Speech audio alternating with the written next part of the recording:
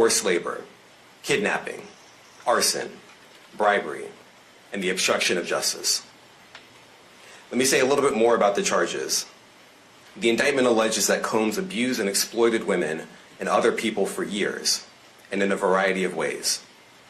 As alleged, Combs used force, threats of force, and coercion to cause victims to engage in extended sexual performances with male commercial sex workers, some of whom he transported or caused to be transported over state lines.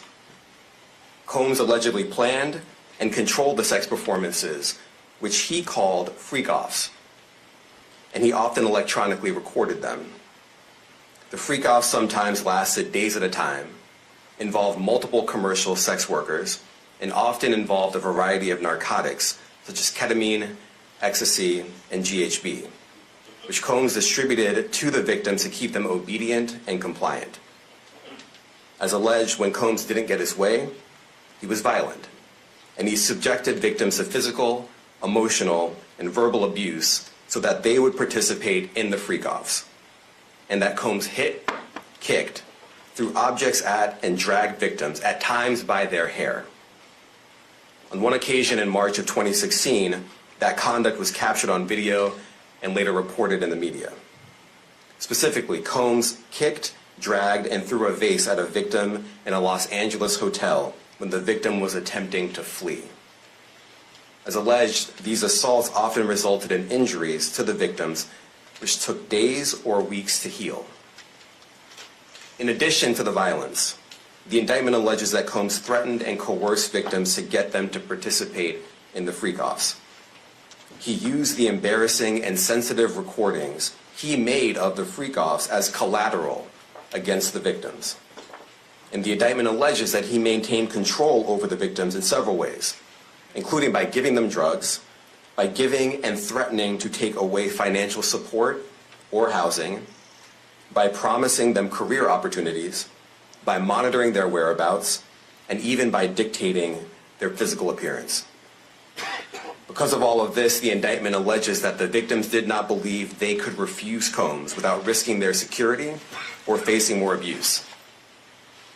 The indictment also alleges other acts of violence undertaken by Combs and others, including violence against witnesses to his abuse, kidnapping, and arson. The indictment alleges that on more than one occasion, Combs carried or brandished firearms to intimidate and threaten victims and witnesses. Now, Combs did not do this all on his own. As I mentioned, Combs has been charged with RICO conspiracy.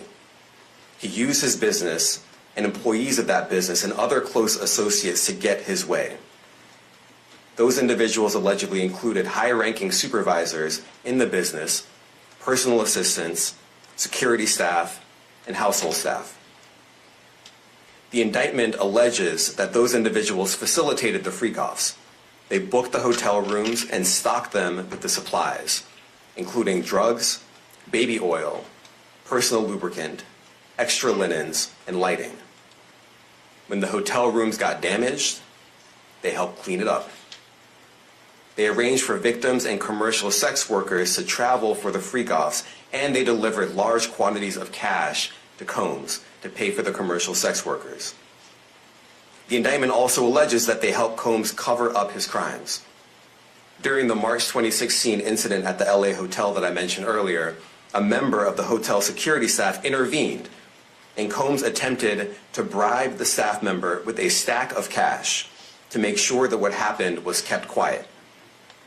And as the indictment alleges, in late 2023, after public allegations were made about Combs' crimes, he and others pressured witnesses and victims to stay silent, including by making phone calls to witnesses and victims and giving them a false narrative of what they had experienced.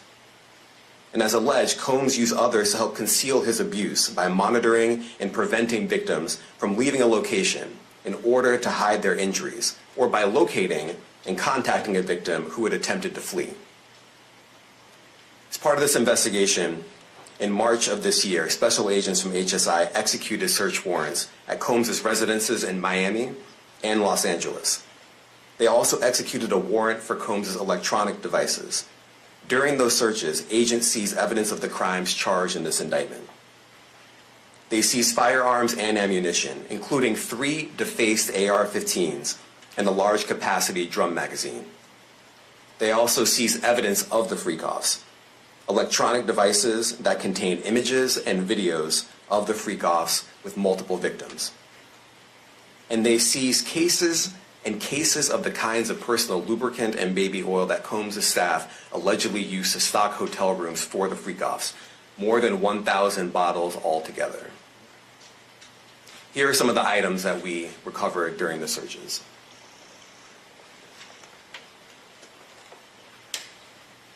As you can see here, this is a drum magazine, large capacity, and it contains, I believe, 59 rounds. I mentioned as well that we recovered 3 AR-15s. This is a close-up shot of one of the AR-15s, and you can see right here, the serial number has been thoroughly defaced.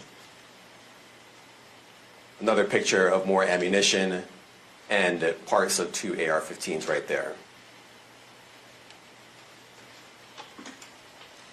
Now, I want to be clear about 2 things.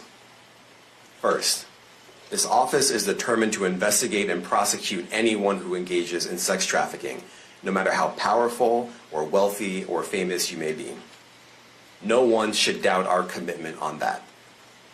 A year ago, Sean Combs stood in Times Square and was handed a key to New York City. Today, he's been indicted and will face justice in the Southern District of New York.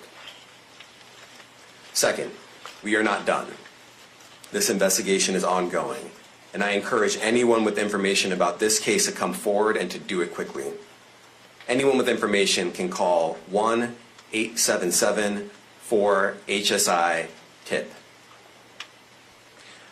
I want to express my deep appreciation for the victims and witnesses who have used their voices and helped bring this criminal conduct to light. We would not be here without them. I also want to thank the dedicated case agents on the HSI Trafficking in Person Squad in New York. They have been with us since day one and have worked tirelessly on this investigation. They will continue to be invaluable partners to us. I also want to thank the incredible agents and analysts from SCNY who have also provided tremendous assistance on this case. I'm deeply grateful for their continued work. And finally, I want to thank the outstanding career prosecutors from SCNY who are handling this case. Meredith Foster, Emily Johnson, Chrissy Slavic, Madison Smizer, and Mitzi Steiner, and their supervisors, Jamie Backleiter and Jacqueline Kelly. They are members of the Civil Rights Unit in our criminal division. We created the Civil Rights Unit when I became U.S. Attorney. I'm deeply proud of their work on this and so many other cases. I'll now take some questions. Eric Katursky, ABC. Thanks, Damian, thanks. The indictment describes aggressive, open, violent, hedonistic abuse that you say was recurrent and widely known. Why did it take law enforcement so long to intervene? How many women were victimized by Sean Combs, and how many others were involved? Look, our investigation is ongoing. We are committed to bringing justice to everyone who's been victimized by the defendant. I can't tell you why it took so long. I think the better focus is on the fact that we are here today. And we are committed to making sure that justice is done. Next question. Thank you. Julia Ainsley, NBC. Thank you for doing this. You said we are not done and that Combs did not do this alone. Do you foresee that there could be other charges related to this case? I'm not taking anything off the table. Janet Fisher, Newsday. What's the difference between the sex trafficking and promoting travel for the purpose of prostitution? Well, there are different crimes with different elements. I don't think we should get into the nitty-gritty of the legal discussion right now, but the sex trafficking, we believe, they're all serious offenses, but the sex trafficking conduct carries some significant penalties, and we are gratified that we were able to bring that charge. Is one more coercive than the other? I'm not going to be able to get into that, but you can look it up, and yes, sex trafficking, especially when it involves coercion or force, is a very serious crime, and it carries significant penalties. Good afternoon, Darla Miles, ABC7 New York. Thank you for this press conference and for the details. 2 questions. In context of this indictment and the information that was presented to the grand jury, are you able to clarify the number of victims? It's mentioned plural in the indictment, but can you specify the number of victims just for this particular indictment? And secondly, can you provide details about the alleged arson? Unfortunately, I'm not able to provide either.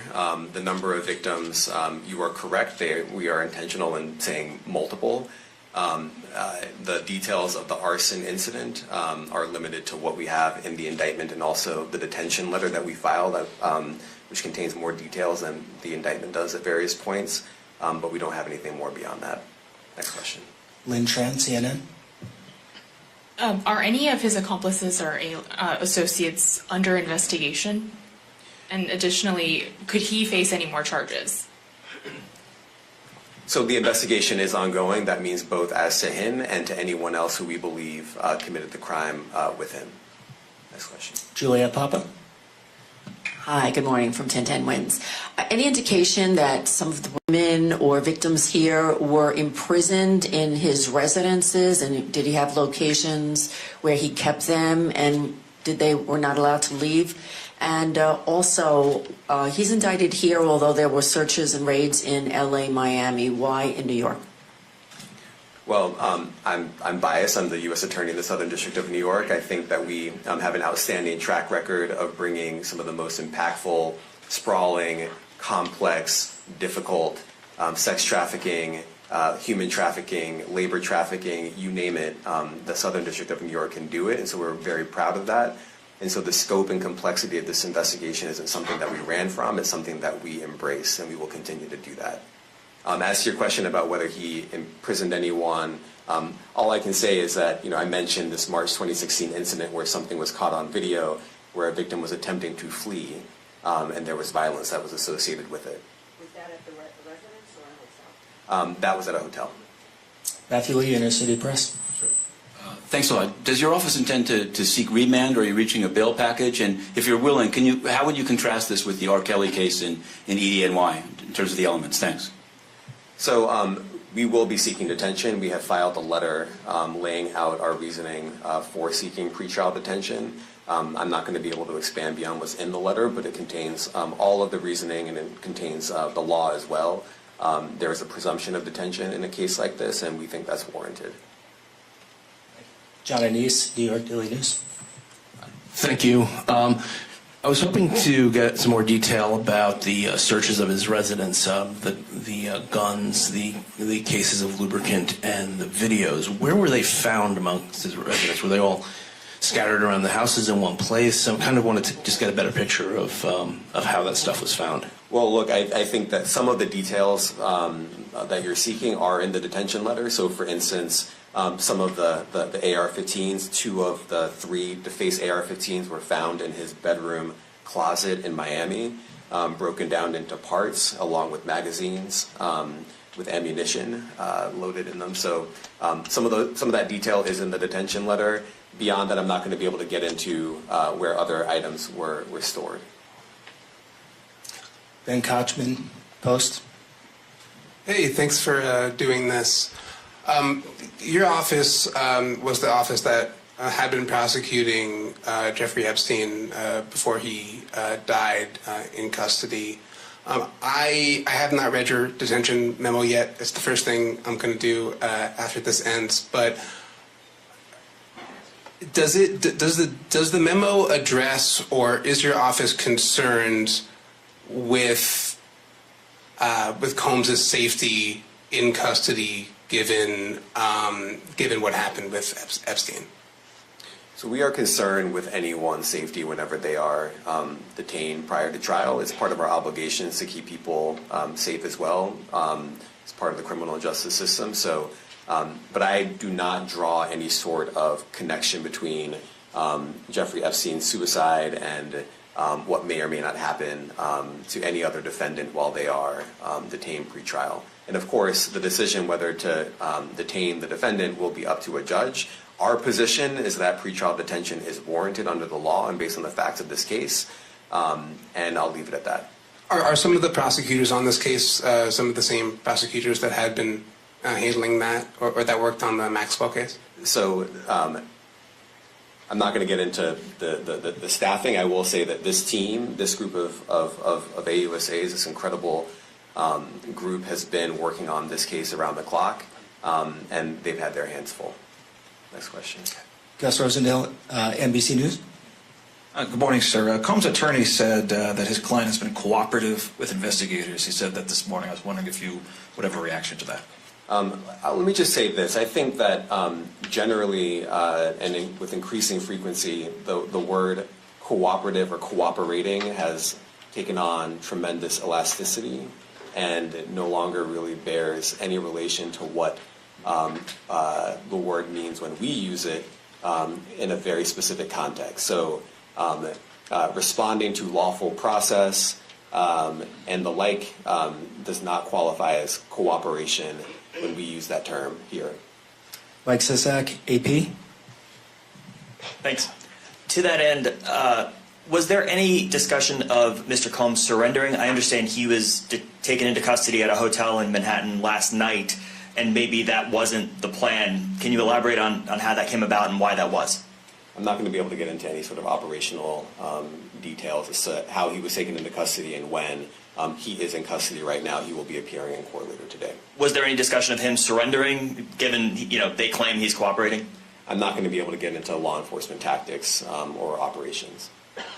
It's a big deal with the gun. How come they're not charged outright or with obliterating Syria? Because that's automatic.